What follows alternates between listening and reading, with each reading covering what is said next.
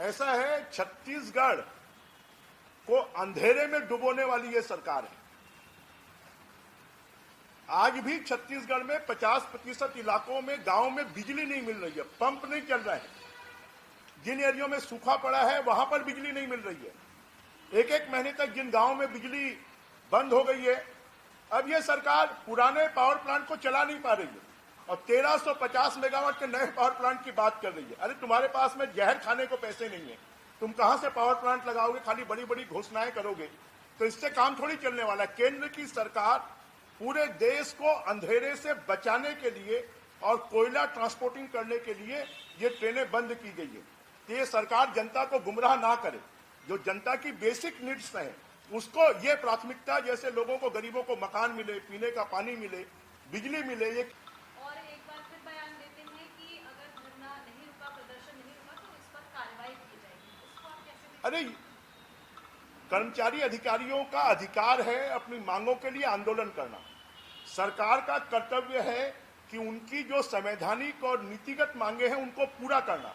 तो पहले अपनी बात पे कहें ना कि जब पूरा देश उनको 34% डीए दे रहा है तो छत्तीसगढ़ की सरकार क्यों नहीं दे रही है? पूरा देश जब 6वें 7वें वेतनमान के अनुसार उनको गृह भाड़ा भत्ता दे रहा है तो छत्तीसगढ़ की सरकार क्यों नहीं दे रही है? अपने कर्तव्यों से भागने वाले भूपेश बघेल हैं, खाली धमकी के बल पर सरकार चला रहे हैं।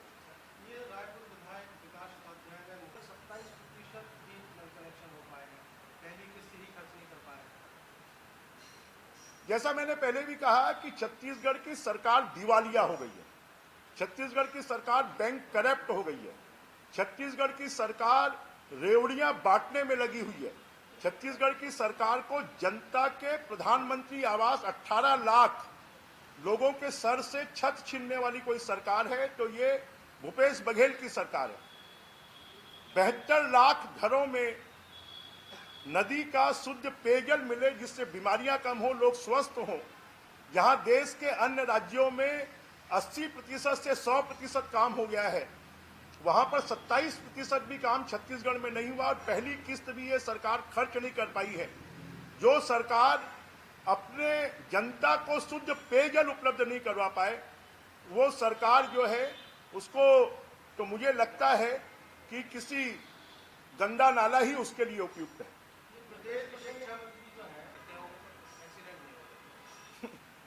अब वो ये नहीं करेंगे तो क्या करेंगे?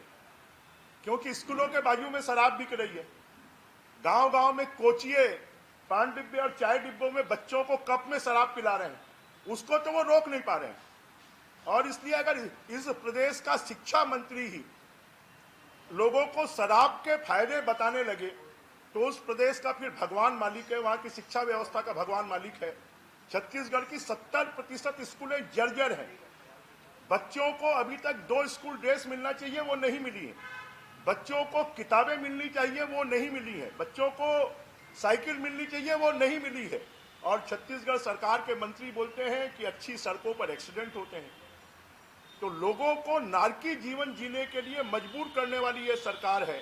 और माननीय शिक्षा मंत्री जी के मुंह से जो सही बात है, जो भूपेश बघेल जी की अगुवाई में हो रही है, वो निकल गई। For more news updates, do subscribe, like, share and comment. Clipper 28